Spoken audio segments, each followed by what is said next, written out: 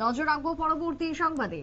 রাজ্যে নারীদের উপর নিরাপত্তা রক্ষা করা এবং তার সাথে নারী সুরক্ষাকে সামনে রেখে মূলত 6 দফা দাবি মিলিতভাবে আজকে সারা ভারত গণতান্ত্রিক নারী সমিতি উদয়পুর মহকুমা কমিটির উদ্যোগে এক বিরাট মিছিল আয়োজন করা হলো এবং তারপরে সেন্ট্রাল রোড নিউ টাউন হয়ে পুনরায় জামতলায় শেষ হয় আজকের মিছিলের পর পথসভার আয়োজন করা হয়। কি বক্তব্য উঠে আসছে উদয়পুর থেকে বাম নারী নেত্রীদের, শুনুন।